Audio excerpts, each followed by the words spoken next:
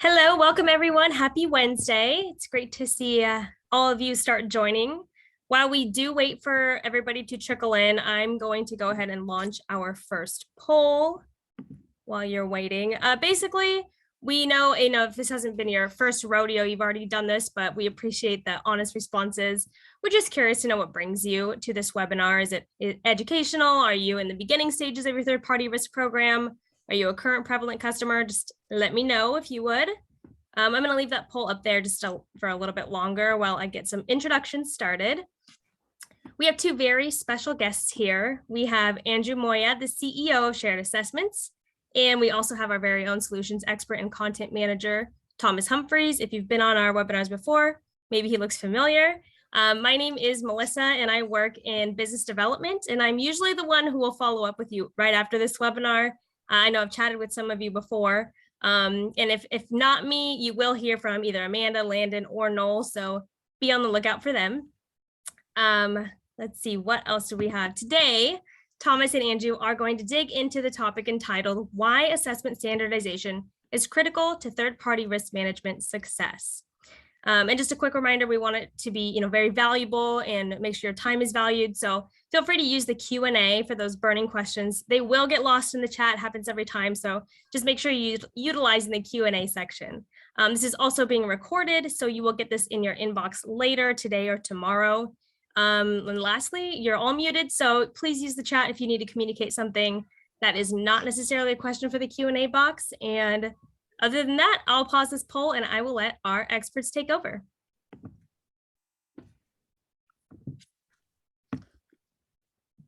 Okay, thank you very much, Melissa. Yes, hello, good morning, afternoon, good evening, everyone. My name is Thomas Humphreys. I'm the content manager at Prevalent. And for those of you who may have not been in one of these webinars before, I'll have a very brief introduction. So I work to help develop content within the Prevalent organization. I was previously an auditor working across many ISO assessments and certification bodies in the UK and in Singapore. And I'm here with Andrew Moyad. Thanks, Thomas. And I'll just mention very quickly, I am the new CEO of Shared Assessments, an industry organization, member-based organization, as many of you know, helping with standardized tools, thought leadership, and memberships for various industries, helping them with their TPRM programs. Before coming to Shared Assessments in February, I had been most recently the head of vendor risk management at the Blackstone Group, the head of third-party risk at BlackRock before that, and had been part of third-party risk and cybersecurity teams at Citigroup for about 9 years as well. So I've collectively been doing third-party risk management for on the order of about 20 years at this point. Excellent, thank you, Andrew. And yes, so we're here today to talk about assessment standardization and how it's critical and should form a core part of TPRM and hopefully your TPRM success story. As Melissa indicated, of course, throughout today, any questions, please feel free to post them through the Q&A, and we'll cover them both at the end of the webinar and also throughout today's discussion. So the purpose of today, so looking at an introduction to the third-party risk management landscape, so having a look at what is out there, the multitude of assessments and approaches to third-party risk assessments. Before we do a deeper dive into adopting frameworks, how do you look at the whys and the hows of standardizing frameworks and standardizing your TPRM? Alongside that, we'll have a look at key focuses on risks and critical risks and why it's important to pay particular attention to risks that are pertinent to the organization, pertinent to your strategy, or what you're trying to get out of your third parties. We'll then move on to the harmonization of assessments, and after having delved into the why and how of adopting, what a harmonized assessment looks like, and picking apart some of the key aspects of best practice and areas to consider if both you're starting on this journey of third-party risk management, and third-party assessments, or if it's something that's been ongoing with the organization for many years. We round off with some top 5 reasons to standardize assessments. And these are, if you will, the key takeaways, some of the key talking points that we'd like you as organizations and as individuals and as interested parties to think about, to discuss, and hopefully key areas that will help you shape and mature your third-party assessments and frameworks. And finally, as always, some key next steps. So some key bullets around what do you do as when you go into the office today, or the first time you step foot in to your office tomorrow. And with that, we will get started with taking a look at the third-party risk assessment landscape. So, and apologies, I'm going to mute my picture there. So when you take a look at third-party risk, what are we talking about here?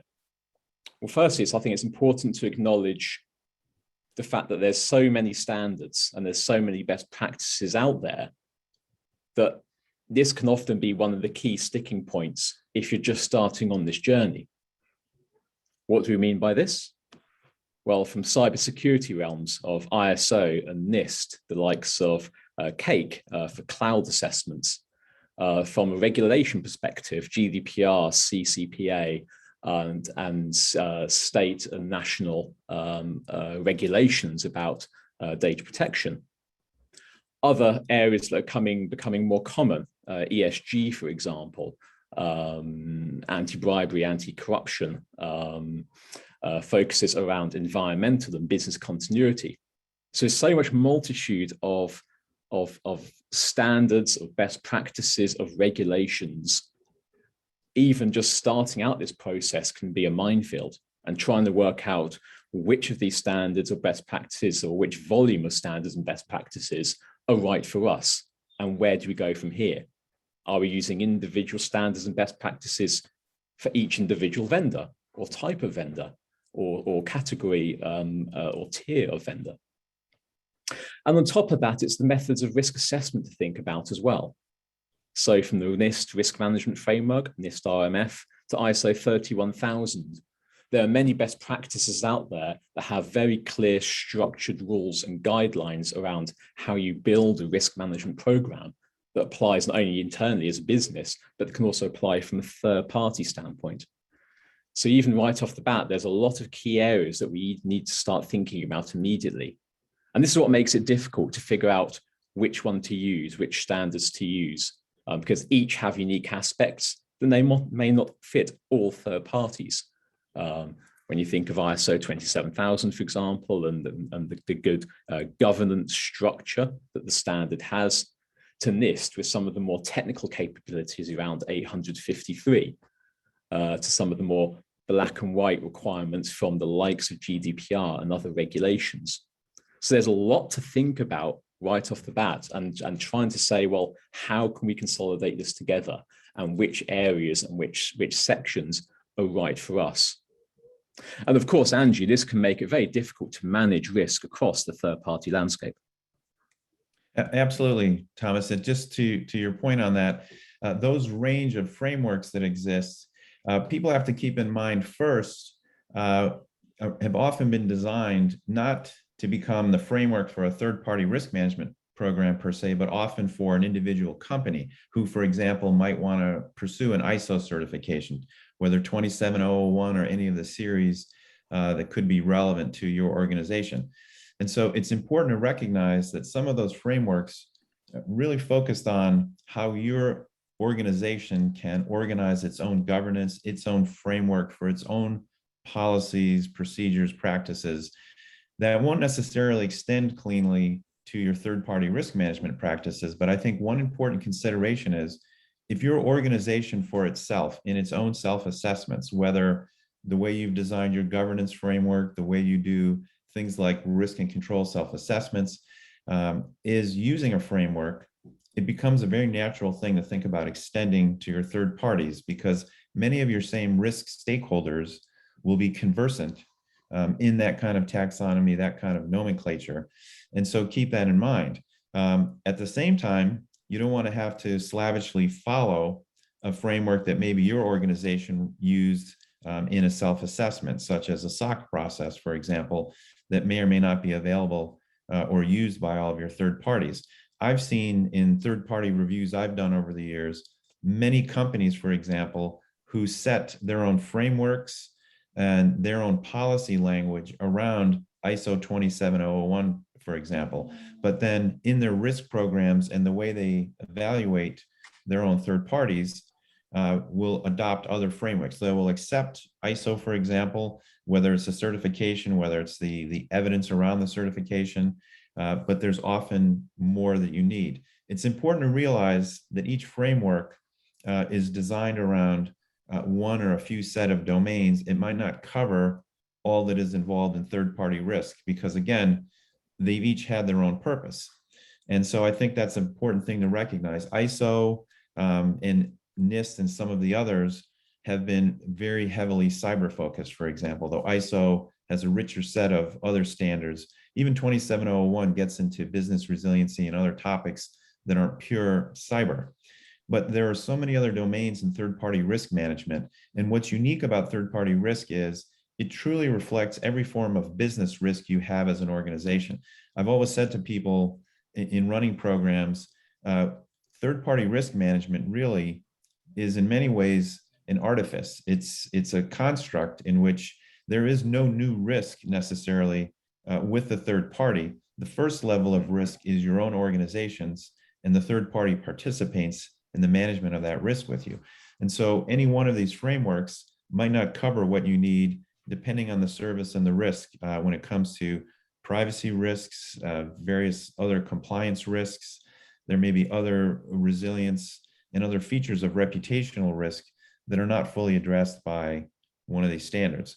I think it's important, though, not to be discouraged by that and think what aligns most closely with your framework today and your ability to assess your third parties based on the working knowledge of the practitioners inside of your organization. Absolutely, and certainly when you think about some of the newer regulations or even best practices, ESG, I guess, is a perfect example there. This concept of ESG has exploded across many countries and many organizations, and yet really taking the time to think about what does the environmental aspect, what does the governance aspect mean based on our range of third parties, particularly if we're perhaps unsure of the type of services and business models that they're running as well. What's important to us when we're thinking about those aspects of environmental, social, and governance means that are critical to us or that we need to be accountable for. We're engaging with our stakeholders. So there's a lot of thought process, certainly, that does need to go into looking at what is best for us and what will best give us the results that tell us the true risks, if you like, with our third party landscape. Absolutely agree. And the ESG example is an interesting one because that has gotten a lot of traction, a lot of attention, really over the last 5+ years, but most intensely, I believe, over the last 2 to 3 years. And then some of the recent events with some of the latest zero-day vulnerabilities that have surfaced and how people have reacted, the Russia-Ukraine conflict. Many things have brought things to the fore on these topics. Who we'll do business with, where we'll do business, supply chain risks from some of these events, geopolitical and otherwise. But what's quite fascinating about ESG and why I think it's not only a new opportunity, but a challenge implementing is it departs from the standard paradigm that we've been focused on in third-party risk management, which is what framework makes sense to us in evaluating the maturity of the governance programs and the controls around the services that we're obtaining from our third parties. So many of these frameworks, when you look at NIST and ISO and others, have been very focused on helping us look at service level controls and how that would directly affect our organization and its customers by losing data, misdirecting funds, having errors, delays, or other issues with financial and other reporting. All of those are service risks and the controls around them we've been focused on. ESG is different because it asks a broader set of questions about how well the organization is doing for its employees, in its community, as a global citizen. And many of those topics and things that we're being asked to check as third-party risk practitioners often have nothing to do with service controls. And so it becomes very hard to evaluate how far to go, what to prioritize. But I think if people consciously realize that, it's a paradigm shift from what we've normally been focused on with service controls, that they can begin to prioritize the parts of the ESG frameworks that can really be more meaningful for their organizations in their industries. It's not one size fits all at all. Absolutely. And I think this actually nicely leads us on to talking about this concept of standardization and sort of standardizing a framework and taking those standards as best practices that work for the organization that are going to be of most benefit and turning them into something that's going to help you manage your third-party landscape in a better way. So what do we mean by adopting frameworks? So I guess there's sort of two key questions to ask here, and it's the why, but also the how. So why adopt a standardized framework? Why adopt a standardized methodology? Well, it's the efficiency, and it's the efficiency and the efficiency gains when you're looking at building that single framework for assessing your third-party or vendor set. It's a consistency in the approach of how you engage the third parties, the way the assessments are sent out, the timeliness and the time to market. But it's also the ability to say, based on knowing our third party landscape, knowing the complexity and maybe the tiering, if we've gone to the stage of tiering from our mission critical or tier ones through to our, let's call them tier fours, and making sure that the assessment that we push out and we send out to them, because we know it's not a one size fits all, but it's assessment built around some clear structure that can then be adapted to meet the needs and requirements when we're assessing those tier threes and fours versus those tier ones. So it's the efficiency piece, which is really critical here. And even from a risk perspective as well. So that effective approach to saying, we're not sending out multiple assessments, each depending on the type of third party, and then getting back to 5, 10 different risk registers, risk assessments, and the volumes of risk, which becomes incredibly unmanageable and unwieldy. We're having an effective approach of being able to help manage those risks, consolidate them, categorize them, and allow us to focus on what is really truly critical to us as an organization. And of course, we're then looking at the how as well. So how do we do this? So we know some of the benefits, and hopefully we understand that by having a consistent framework where we can pull across the different standards, the different best practices that enable us to get that assessment that fits all of our business needs, our strategic needs, and our risk needs, our risk appetite needs. But how do we actually create that as well? And of course, one of the key aspects here is looking at that focus points of your third-party risk management program. It's looking at the focus of what's important to you as a business, thinking about your risk appetites and areas that you are concerned about, whether it's based on new and emerging risk in your particular market or sector, or thinking about how you're adopting areas such as ESG and some of the newer topics or concerns, if you will, that are coming to the fore. Absolutely. Should we go into our next slide and cover some of the additional points to dive into the details of that? Absolutely. So let's take a look now at the why first off. So we said it's about enabling efficiencies, particularly with consistency and approach. So what does that look like? So we can see on the left-hand side, we have what an ideal structured framework, structured assessment looks like. Firstly, we're looking at using that single framework, so establishing that baseline that allows that consistency in questions and requirements. In some cases, with multiple best practices. to saying where we're taking some of the best practice that ISO and NIST give us, because we recognize and understand the benefits of looking at those different frameworks, or taking other elements of GDPR and CCPA and the Singapore Data Protection Act, for example, because we know that we have a third-party base that covers multiple geographies, and it's important for us to be able to assess based on multiple avenues and directions. So looking at delivering assessments that are relevant to the type of third party and their risk. And this is quite key here. Again, looking at understanding, have you truly understood your third parties? With the size and volume of the supply chains now, and the size and complexity of third parties, it really is critical to be able to understand through profiling and through other means, the level of complexity that different third parties have. And being able to ask that questions that will give you a real return in what is important will help through this structured approach. So to give you an example, where if there's clear visibility that we know certain third parties are managing certain aspects of your products and services, particularly around data security, for example, or system and application development. You'll also have other third parties that don't do that and have smaller components or components that are deemed perhaps less critical or even time critical to the business operations or to your final product or service delivery. Of course, you would want to attune the type of questions that you apply to those two types of third parties. Melissa, do we have a question? I do, yeah, thanks for asking. What would a formal workflow look like for a structured framework? That's a great question. Formal workflow look like?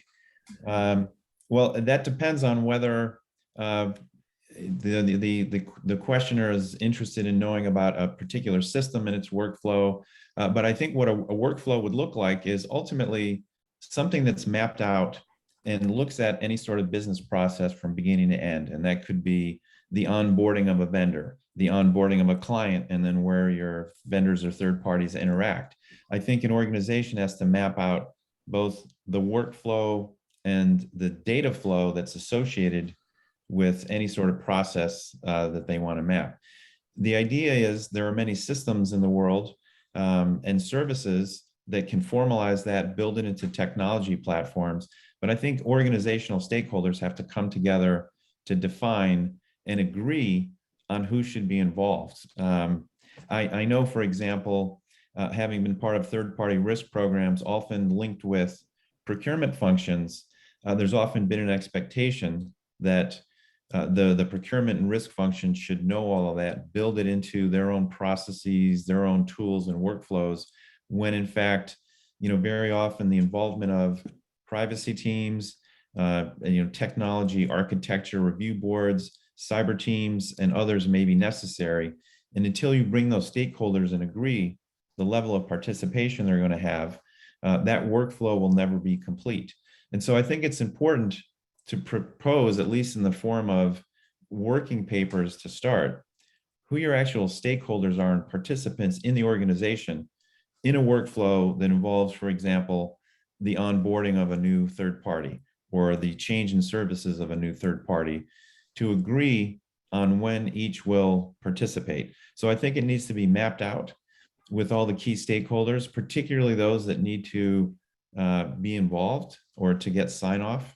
And then to whatever degree you have existing systems that can capture that, and it may not be one, it may be several. I've seen multiple risk systems in use at an organization, but as long as they have distinct purposes and not overlapping purposes, you can make it work. Thomas, did you have anything to add to that? I do have one more question if you want to take this one. Sure, go ahead. Okay. How should we standardize vendors that would be out of scope? That's in quotes, out of scope. Out of scope. Yep. Standardized vendors that are out of scope. So if you're referring to out of scope of your core services or functions, I mean, there's a various ways to look at when you look at across all of your third parties and your wider third parties, and that, just bearing in mind, that even goes down to a degree fourth party, I would argue, although it starts to become more difficult there.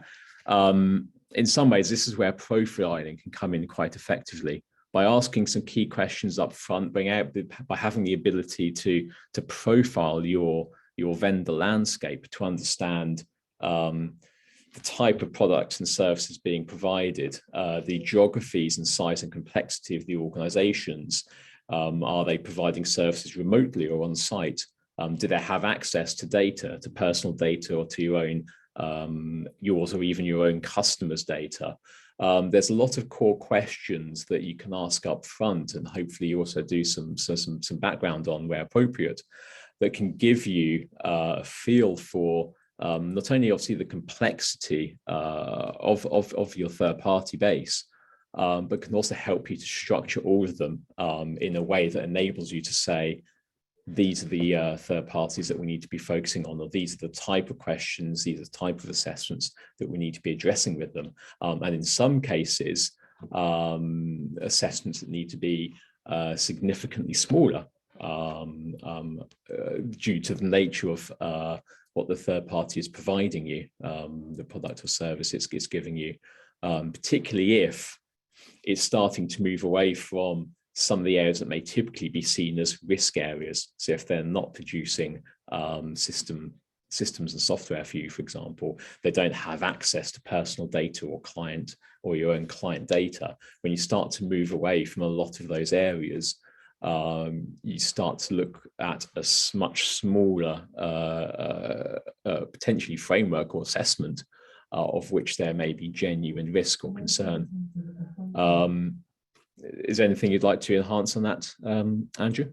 Yeah, I'll say this is the classic dilemma that risk programs have, that procurement functions have in determining that population. Because the general argument I would make after years of doing this is the majority of your vendors, in principle, the majority of your third parties will represent medium to lower risk relationships that might require very little to no diligence. In fact, I would argue that the majority of vendors for most companies probably simply need to ensure they have an executed contract with all the sort of rights, duties, and obligations established. And so coming back to this point on using a single framework, that framework is not merely whether you pick ISO or NIST or something else, whether you do your assessments on the SIG, but that single framework is an articulation of the risks that your business cares about, risk levels that make sense. We all know the classic example of low spend, low risk vendors. The CPO at my old organization used to say, we just need to make sure we're not doing due diligence on the balloon vendor. Now, we had no balloon vendors there, but we all laughed because it was a good point, right? To understand either from an automatic or essentially default inherent risk rating that you may develop for certain categories of service or certain types of vendors, and then some of the working assumptions to your point, Thomas, because spend is not always the real measure of risk. There are sometimes correlations. Basically, the more you spend, the more they do, the more likely there's to be risk involved. But that type of risk, true third-party risk, is completely asymmetric, as we say, from the spend. There can be very low spend vendors that are high risk. There can be high spend vendors that are low risk. The important thing to understand is the nature of the service and the risks. And what I've always used as a working rule of thumb is if more than 10 to 15 or certainly 20% of your vendors are classified as higher or critical risk that need diligence, you probably haven't set your thresholds right. You probably haven't established the right risk appetite. If, as I've heard with some firms, they're actually doing diligence on the majority of their vendors, or at least full diligence, they should really revisit that first rather than continue down that path. And what I would argue is probably an intense activity trap. So agree with your business holders and your other risk colleagues. What are lower risk services, not just based on spend data, but what are lower risk services? The purchase of office supplies, the purchase of food delivery services, things of that sort that may or may not make sense but each organization has to decide for itself. And I do believe, and I've seen this in my own practice, that at least 80 to sometimes 85% of most vendor relationships are lower to medium risk that should require very limited diligence, maybe more focused around adverse media, material litigation, general financial health, general cyber posture, not necessarily warranting full diligence reviews. Absolutely. And I guess this is where that emphasis on how potentially difficult it can be through an unstructured framework, and being faced with being told we have to manage risks across all our third parties when they are unfiltered, they are unstructured. There is no almost logic to how these risks are captured and coming through. And particularly, as you said, Andrew, where you are getting assessments on third parties that in some aspects don't really need an assessment, or at least not to the level or scale that other vendors and third parties do. And it's absolutely the worst thing in the world when you're faced with such a large volume and trying to filter that, trying to address that, particularly when there's a need to then report it through key stakeholders and up to board in some cases. And if you don't have the right data, or you're presenting the wrong data through lack of understanding that criticality of those third parties and the necessary assessments that are right for them at the point in time, it makes it a very difficult conversation to have, or at least not as fruitful conversation to have, let us say. Right. And I will say on this whole point about the unstructured side and inefficiencies in managing risks, I think one of the greatest inefficiencies that occurs stems when people assume that all they need to know about risk is the third party and its controls. In fact, before you can really assess the risks around a third party that you may engage, as well as the adequacy of their controls, you need to understand how and why your businesses are interacting with a third party that way, and whether it's truly necessary, whether it follows basic practices of least privilege or need to know on information sharing, for example. You can spend a lot of time, I would argue it's an inefficiency, even though your team may publish great reports around the controls of a vendor, if that vendor shouldn't have been having any sensitive information or the volume that it ended up getting in the first place. I had an interesting example where at one of the companies I worked for, one of the car service groups had a breach. And we learned that, and this did not come up at the time they were onboarded, that those car service companies, on the chance they could be, sending an employee home or bringing them home, after hours, was being given the list of all employees, their titles, their locations, their phone and emails, their home addresses every day, on the chance any of the employees might use that car service. And when there was a breach with that company, we quickly realized, as the risk team with the cyber team, they should have been getting all of that information. They didn't need to have all that information. It was done as an early convenience to some of the senior most people in the firm, so they wouldn't have to express literally their home address to the person. They would just get in. It felt like a white glove service. They would know who that was. And it was fascinating. And so the reaction was, because we had more than a dozen car service companies, was to my team and the cyber team, you have to go do a review of that company's and every car company's controls immediately. And our position was, well, actually, we have to reevaluate why we are giving them this much information first.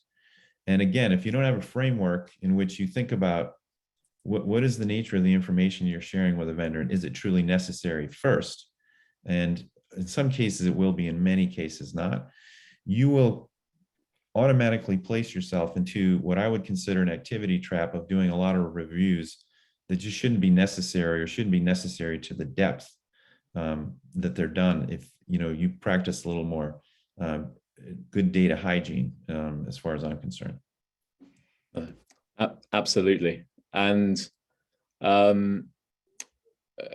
I guess this is where it's always important, I think, to highlight, so as we can see at the base of the structured and unstructured, this concept of of capturing risks in a standard or consolidated risk register, and having this concept of a single source of truth. And if you've truly understood the risks that are important to the organization and what you see as genuine risks, then it's only going to help if you've got a framework to log those risks, those issues, those threats that come in, and of course address them hopefully in a timely but at least a lot more manageable and professional manner as well.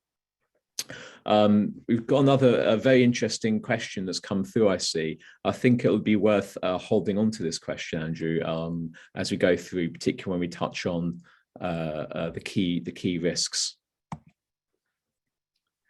So we've talked about structured, we talked about the concept of unstructured and some of the issues, difficulties, insufficiencies that could be faced if you continue down the unstructured approach. So what about how? So how do we go about starting this? What are the key areas that we need to do? So we're looking at understanding the focal point of your third-party risk program, and that's key to help developing that baseline for your assessments. So the first part, what are we trying to achieve? As a business, there's a lot of different areas that we'll get input from. Many times it'll be from regulators. How many times have you seen more and more regulators, particularly in the United States and the United Kingdom, and in parts of Europe as well, put more pressure on organizations to focus on particular standards or particular regulations to say, we need more emphasis here on how you're managing this type of risk across the supply chain. So are there mandatory regulatory requirements that we need to take note of? Are there other areas that we're trying to establish or validate based on our industry? If we've worked with the likes of ISO 27001 or 22301, the business continuity framework, are these best practices that we not only realize, but we would expect and want to see from a third-party perspective? Does that cover the full ground, as we discussed earlier on? Or are there key areas that would need to enhance through the use of not only ISO, but other standards and best practices that can help emphasize and bring out some of the complexities that we're trying to ascertain how a third party is performing? So are we following a standard of best practices? And in many cases, do we need to follow multiple? And this is where creating a structured framework can come in so usefully, because if we've just identified that ISO is important to us because we like the governance structure that sits around it from policy and procedural methodologies. We also like NIST and some of the technical capability that has around data security, around encryption standards, for example. But we also like other aspects from a cloud perspective. We know that the Cloud Security Alliance has developed this CAIQ framework, and the key aspects of there that we're interested in, and we are pertinent to our type of third parties and the scope of services they're providing. So being able to understand what we're trying to achieve as a business, what we see as true risk from ourselves, and what pressure we're getting on from regulators and other interested parties, and being able to focus on one, two, or multiple sets of best practices. And then rounding this up to say, is there an assessment that is comprehensive in how it brings these requirements together? Now, I've mentioned the SIG, I've mentioned NIST as well. There are many frameworks out there that provide a lot of great mappings to all of these national and in most cases international standards and ways of working. So the likes of the ISOs, the SOCs, NISTs, and everything in between. And even if there is not that a mapping available now, there's always a potential to look at in a wider range. So to give an example from a data privacy perspective, GDPR has been out for many years now, and we can see, particularly across the US, there's becoming greater interest in the need for state level privacy regulation, CCPA being perhaps the most famous. Having a structured framework to take a look at all the requirements from each regulation and bring them together into a more holistic privacy-based framework, such as ISO 27701, that can bring together all of these key requirements, but enable you to push this out to a range of third parties, regardless of their geographies, becomes a lot more attractive and allows you to provide a lot more focus when considering and adopting such a framework. And Thomas, to that point, there's in real world terms, there's never been an easy or practical answer as these things bolt on to our environments. So it's some of the things you mentioned when GDPR came into force in 2018, and we saw that 2 years coming. CCPA, even when it went into force, there were no relevant regulations or guidelines that people could apply. There were just principles in the legislation. The California Attorney General first wanted 6 months, and then that time extended to provide guidelines on how to implement so they could enforce CCPA. But there were principles there that didn't directly, in every case, mesh with what we were used to with GDPR or GLBA before. Expanded the nuance, and particularly since it was just people in those jurisdictions that were affected. What was interesting with CCPA, for example, it was California residents only and how they were affected and whether they consented to their data being used for marketing purposes. With GDPR, it was EU residents and workers only. And this was a great source of confusion for a lot of people. What about EU citizens who were working in the States or working in Asia? Were they protected under this? What we heard from counsel was no. So it wasn't just whether it was data about EU citizens or nationals, but where they were actually working or residing. And so by extension, non-EU citizens working or living in Europe, as we've heard from counsel, were protected by GDPR and its requirements. It made it very complex, and no one risk framework will easily absorb all of that. There's a bolt-on feature to a lot that goes on. Again, not meant to be a discouraging point, but I think if people take a risk-based approach and think about where their risks are greatest for GDPR, for CCPA and other things, it begins to help create more practical solutions to what people are doing. I think this first question that you have on here about adopting frameworks, what are we trying to achieve, is quite important. Most of us, and I've been in financial services the last 20 years, but others may be in heavily regulated environments as well, in our audience. There are mandatory regulatory or other requirements. Some organizations take the view that that's enough. And by the way, I personally don't believe that's enough. I think a good risk practitioner looks beyond it, but it's a fundamental baseline that we all have to start with. What are the starting regulatory requirements? And I will tell you, the challenge is not how heavily regulated your company or industry is or not. What I have found to be the real practical challenge as a risk manager has been the way people inside of your organization interpret what your regulatory requirements are. I feel that has created a more significant burden on me and my programs than what ultimately the specialists, say the compliance professionals or the lawyers, would tell you you actually needed to do to conform with the law. And I know a lot of people are reluctant to work with their lawyers because a lot of lawyers are perceived as fearing risk from every corner, will always give you the most conservative answer, will always try and eliminate or transfer all risk. That's not always so. I think there are a lot of commercially minded, very practical lawyers who will give you the advice you need. And I have seen repeatedly developing a close working relationship with legal professionals inside and outside my firms, including compliance professionals, has helped me from over-designing or overextending what our program risk rates, what we check for control terms with respect to regulatory requirements, because they often have the history behind the law and the spirit of what is trying to, we're trying to achieve.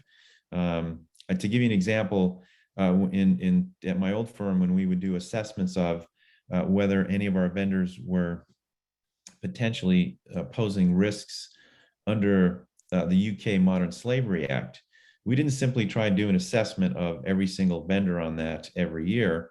What we actually did was focus on the vendors, and again, from legal guidance we received, who were involved in delivering human-related services. So, your cloud vendor, for example, and whether they were really using human labor that was people who were being underpaid or kidnapped and abused, we consider to be a much lower risk than other types of on-the-ground services, people who were providing transportation, providing food or delivery-related services. Were there potentially illegals who were being forced into labor in bad conditions and not at fair wages, et cetera? And so we took a very targeted look at the particular types of services that were specific to the risks of the UK Modern Slavery Act, again, with the advice of counsel, was trying to assess. And so instead of reviewing, just to give you round numbers, 2,000 to 3,000 vendors a year who were in region, we could limit it to closer to 250 to 300 that had on the ground human labor services that we used at our facilities. So by the way, extended to the cleaning crews and other things of that sort. That was a much easier thing to do, a much more practical way. So in thinking about what you're trying to achieve, please make sure and don't read yourself regulations or rules and think the practical human's interpretation of what the law requires is the right one. Go to the experts, achieve and understand what you need from a regulatory perspective based on real advice from people who are experts on whatever that topic is. Absolutely. And I think to mirror that, Andrew, I'd say, yeah, this is where, to be fair, in any risk framework that you develop, but equally, if not more so from a third party perspective, having not only the buy-in, but that advisory from across the board. So you mentioned, Fossi, from a legal perspective, if you're dealing with cybersecurity, involving those who have that knowledge and expertise to advise on what are our true information technology risk or cyber risk or privacy risk from your DPO. So really involving as many interested parties internally as possible will only help reach that aim of what are we trying to achieve and what is it that we should really be concerned about, and help to shape that framework around those advisories and those best practices. Yes, absolutely. And I will say, even though we graciously here mentioned the SIG, the Standardized Information Gathering Questionnaire that my organization publishes and has been doing for about 20 years now, there are many assessment templates that can serve the purpose, from NIST and the Cloud Security Alliance. It depends on what you're doing, the scope of what you're doing. And what I'd say is, be adaptable, be ready to accept in case your vendor or third party uses one of those frameworks, uses one of those templates. By all means, if the information is available, use what's been prepared, but think about standards that make the most sense for your organization, whether it's 1, 2, or more. One of the things I'll mention about our SIG is it covers multiple domains, not just cyber, but in other areas of compliance, privacy, resilience, and so on. Other frameworks are more focused on cyber, but you need to think about what's the most suitable for your organization. And I think regardless of what you pick, be flexible, because your own third party may have responded to a different one of those templates. And I think it's important to be flexible and learn as much as you can on the key controls that really do matter, rather than religiously stand by any one form of assessment. Absolutely. And I think before we move on to have a look at the focus of focusing on key risks, got an interesting question here around just particularly asking, is there smaller versions of SIG Lights for vendors that do not require full evaluations? And these vendors who find large assessments sometimes challenging. And I think this speaks to perhaps a wider discussion point, and something that I guess mirrors very effectively from what you've just said, Andrew, around when you're looking at any framework, and again, it doesn't matter what it is, whether it's the 900 plus questions from NIST, the 113 controls from ISO 27001, or other frameworks. it's so critical to understand if you can get to a stage where we're aware of what do we want from the survey, but also what are our third parties providing us, particularly looking at those very small SME-based organizations, being able to say, well, we need a more consolidated or minimum set of requirements that best fit those type of organizations versus sending out an assessment that would best fit a large software house, for example. And so regardless, personally, I would say of the type of standard or framework that it is, once you have that structure in place and you be able to pull in those ISOs, those NISTs, those CISs and other SOC 2s and other best practices, it makes it so much easier to be able to go down and review it and say, well, do you know what? Based on the type of practices our vendors are performing for us, if we've considered them to be tier 3s and tier 4s, perhaps less critical than our tier 1, based on the product and service they're providing, we do need a smaller assessment, and having that framework already established will make it so much easier to be able to adapt to that. One of the common ones I've seen before is where organizations are initially pushing out assessments that ask, for example, around whole chunks around secure system and application development and physical security. And there's a lot that you can go into from a physical and environmental security perspective.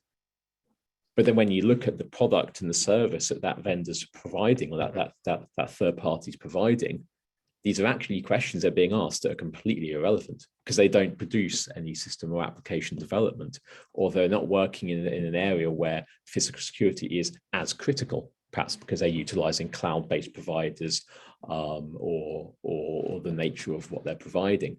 So the more we can ascertain from what our third parties are doing, and I guess this is where the profiling piece comes into it as well, the more we can be prepared to say, there are smaller assessments that we can provide these vendors and larger ones that we can provide for our more critical or more complex vendors. So it's really important to be able to understand that regardless of the type of assessment, there's always a possibility, and in fact, it should be the possibility that you adjust it and adapt it to your business need. Absolutely.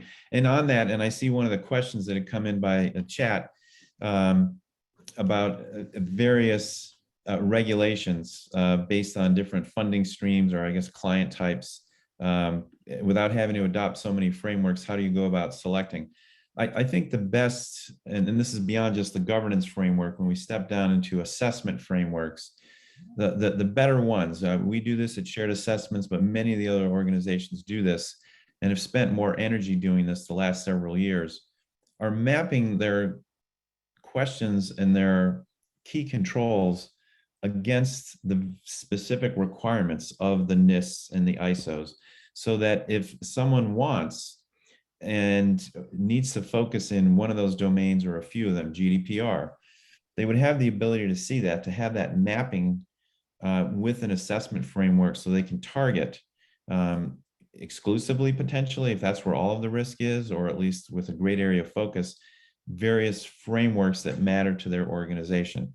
And so a good assessment tool will give you that ability to not just see, well, here's our, whatever it is, 300, 900, 2,000 questions, but here's where you can drill down on those that are relevant to the frameworks you want. You really want to look for that when you're considering an assessment tool, and how it gets used. And again, our organization, like others, have tools, and then there are many other platform providers, for example, who then incorporate those tools. So whether you were to get them from an organization like mine directly, or through a platform provider or consultant you're working with, always try to understand, work with them to see how effectively the specific control questions are mapped to the various regulations that could be relevant to you or for that type of vendor. Absolutely. I think it's probably worth now just touching on key risks and why we've identified this as well. And it's so we've talked about the need to identify the assessment and identify bringing together different frameworks and best practices, but the risk piece is equally important. Why? So we're looking at a lack of focus, so unstructured frameworks, unstructured assessments, where we're not identifying critical risks or our critical risk areas or control areas, where we're looking at risk overload or the potential for risk overload and activity traps. Consolidation becomes very difficult, particularly if you're trying to view the bigger picture of risk at a third party. If you're faced with 100 risks from an organization, but you haven't identified some formal structure in terms of what risks are critical to us as an organization or critical to the service, it becomes a lot more time-consuming and difficult process to start to build that picture that you may be presenting to key stakeholders. Obviously, critical risks not managed effectively and actually spending time addressing the wrong risks can be an absolute nightmare scenario. So again, thinking about you're presented with 50, 100, 150 risks in some cases, but if we haven't thought about and identified what's critical to us as an organization, we may start identifying and remediating risks that turn out to be the wrong risks. They're risks regardless, but they're not critical to us as an organization. These are risks that, although they're there, will not have an adverse effect on the organization or its business operations or its end users or customers. And so there needs to be a clear thought process around what's important to us as a business, particularly when we're looking at a continual new and emerging threats that are always appearing. And that's why it's so important, as we'll see later on, this idea of continual improvement and continual monitoring to say what's on the threat landscape and do we need to adjust our assessments or where our risk focus should be. So with added focus, we're looking at identifying those critical controls. What's key to us as a business? If we know that a large volume of third parties are handling our own data, our customer data, do we need to be applying more rigor and more focus in asking questions associated around data security, around mapping data flows in organizations and delivering appropriate control sets to protect and identify that data? Are there minimum business requirements, again, from pressure and pressure groups such as regulators? Are there areas where there's more focus from our own customers? Again, areas such as ESG come to mind, where there's more accountability or the need of more accountability from an environmental aspect. I mean, how many companies 5, 10 years ago were really paying close attention to their carbon footprints, for example, or the wider supply chain and some of the human factors in that versus some of the questions that they're getting now. And of course, if you've got structure in terms of the type of risks and where you need to focus as an organization, and so that when you get those risks back from your third parties, you can immediately focus on where do we need to remediate first. If we're focused on data security controls, we're focused on environmental best practices or health and safety standards, we know that when we get those risks in, those are the areas that we need to be focusing on, because those are the key areas that our key stakeholders, the board and senior management will be asking us as well. And so the more that we can focus and I can identify what matters to us as an organization, the more we can address it and communicate it with the organizations in question and internally as well.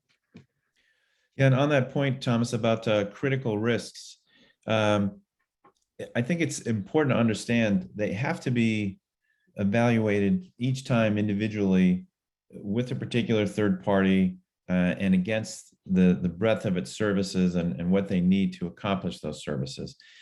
Don't assume that, just as we were talking about earlier, some types of vendors may be lower risk, the balloon salesman, as we talked about, but there are others that I think people make an equal mistake by assuming there's automatically a higher risk because of the nature of the service, like cloud computing.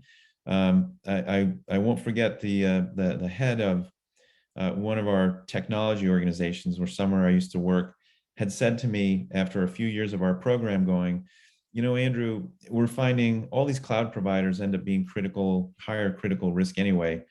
Couldn't we just lead in with that? Can we just assume? Can we do an assumptive and a presumptive risk rating and just call all of our cloud providers critical? And, you know, I got the appeal of that, but I showed that person when they looked at the data from what came through our internal workflow tools, it was really over the last 2 years that only 1 in 3 of the cloud providers were actually higher critical risk, because when you looked more closely at the sensitivity of the information, you know, was it all public or internal information versus truly confidential information? Was it financial? Was it personal or sensitive personal information? When you actually looked at those features of the inherent risk, we found that 2 out of 3 times they were lower risk. And so it would have been a waste. And so I told that person, we could start with a presumption that every cloud provider is higher critical risk, but in the last 2 years, we would have done 3 times as many reviews than your business needed. I don't think that's a good answer for you. And so we started to dive into other approaches to take a more refined look at what was critical, because he'd agreed that most of the ones we picked as critical were appropriate, but wanted to, in the interest of efficiency, create an automatic rating. And I'm not poo-pooing automatic ratings, by the way, but it's important to validate them even when you use them, so that you really are looking at your critical risks. In the end, a lot of people will say, well, what's the harm? You've just reviewed more vendors than you needed to. But the reality is we all come from finite resources. And, you know, for people on the call, you may have experienced like me, I've been part of teams that were not more than 6 to 8 people on the entire team. We hear from our members at shared assessments. Some programs have 1, 2, or 3 people total. Whatever the size of your team, if you're doing 2 to 3 times more reviews than you technically need to, you're potentially missing higher risk relationships because of the way you're spending your time on presumptive risks. So really understand what your critical risks are. Don't assume just because it's a certain service category that it should automatically be done as a review. That may not be a good use of your time. No, absolutely. So we've talked about the adoption, so the whys and the hows of standardization. And we've touched on the ability and the importance of focusing on risk, and how focusing on risk, can help to bring more structure in terms of how you deal with the right risk at the right time with the right third parties. So bringing this all together based on those consistent requirements means hopefully you'll end up with a single assessment framework, still utilizing the ability across multiple standards and best practices as we've identified, but it's helping to enable that level of continuity when assessing your third parties, regardless of complexity. If you're having smaller assessments to deal with those tier 3s and tier 4s, larger assessments to deal with those tier 2s and tier 1s, it's all coming from a same framework that you've established, and it's allowing you to identify based on ISO NISTs and everything in between. That consistent risk management process, so having a clear structure to your risk register or risk registers, so that all risks coming in from that assessment will go to a single pot across your vendor base. But then it allows you to focus and to know which risk registers to pull up, and how to summarize them and manage them more effectively. And having that recurring third-party review. So I mentioned the concept of continual improvement. Anyone from an ISO mind may be familiar with that concept. But it's so important to get across the fact that this is not a one point in time project. It's a project that's continually evolving and ongoing, and it needs to be based on the new and emerging threats that are coming out all the time, business and operational change, but of course third-party change as well. Third parties contract. You get significant growth in some aspects of your third-party landscape. And this is before you start to look at the fourth party and beyond as well. And it's that ability to always review and say, is the process working? Is the assessment still right for us? Do we need to add in aspects of different assessments to address new and emerging threats, such as ransomware, such as geopolitical threats, and anything else that's pertinent at the time? And of course, if you have a structured framework that allows you to build in additional questions or to refocus, it's only going to make it easier to have that conversation with the third parties. Melissa, how are we doing on time? We are over about 4 minutes. So Okay. if you don't mind, I'm just going to launch our last poll real quick, and then if I'll defer to both of you. But essentially, I just want to know if you guys are looking to establish a third-party risk program within 2022 or maybe even the beginning of 2023. Be honest, we do follow up with you. So don't just push yes because it's the first answer. we will follow up, I promise. So that is my piece. I'm gonna let you say your last thing and then we'll wrap things up. But I appreciate the 70 something people who stayed on. Great, thanks. Thank Let you me very much. mention, Thomas, if that's okay. I mean, we had some Absolutely. additional slides. These slides will be sent out to everyone. I think to the points that we've been making, whether you're just starting out or looking to improve your program, really look at the elements in the section that we had at the end called Next Steps to see whether your program really incorporates that principle or whether it's time for a refresh. And I would say every program every year should relook at the risk appetite statement it has for the organization, the thresholds you've established for risk. Because what I've generally found is as businesses grow or change in focus, the way we conduct third-party risk assessments should evolve with it. Shouldn't just follow a framework that may have been validated 5 years ago, but is rather continuously evaluated and updated. So I think that's an important exercise when you look at the next steps on the slides. And here, I just say quickly, the top 5 reasons to standardize your assessments are summarized here. And the thing I want to stress about the authority is not just who's issued it as an authority, but whether the underlying questions, like we talked about earlier, are mapped to relevant regulations, guidelines, best practices that your industry needs. Really look at that. Don't just pick something because you heard it's good or it's popular. Assess something for its authority for your context. Absolutely. And I think I'll just lastly say as well, take a look particularly at those next steps, as Andrew has mentioned, and particularly these top 5 reasons as well. Establishing a shared standard of care, particularly at getting that buy-in from business, ensuring that the whole business or all relevant parts of the business are aligned to this approach, they're aligned to the framework, and that there's that clear understanding that the whole business or parts of the business have fully understood the purpose of going through this and having that consistency as well. We've obviously touched on key risk and focused on key risk, and obviously some of the efficiencies as well that standardization should bring to your TPRM program. And obviously the benefits, the huge benefits around accelerated time to market and speed with which you'll be able to better engage a third-party base as well. As Andrew's mentioned, the slides will be available obviously after this presentation. Great, excellent. We okay for time, Melissa?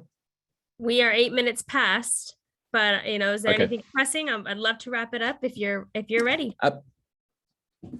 Well, all set here. Perfect. Any final words, Andrew? No, I appreciate the discussion. Okay. It's it's so old school. I mean, it's like an old bromide now, but it really is a journey. Don't be frustrated. I've been doing this for 20 years. There are days I want to tear all my hair out doing this work, but be satisfied making progress as you go. You need buy-in really from internal stakeholders more than anything, and just have the faith and keep persisting. Your vendors, generally the better ones, they want to distinguish themselves. They want to participate in these processes. They just want to do it fairly and efficiently. the hardest part of this job for me has always been convincing my internal stakeholders that what we're doing is enough and not something else, dramatically overblown that wouldn't even enable us to review 10% of our vendors a year. So keep the faith, focus on your internal stakeholders, because your better vendors will come along and work with you. Thank you. And thank you. Over to you, Melissa.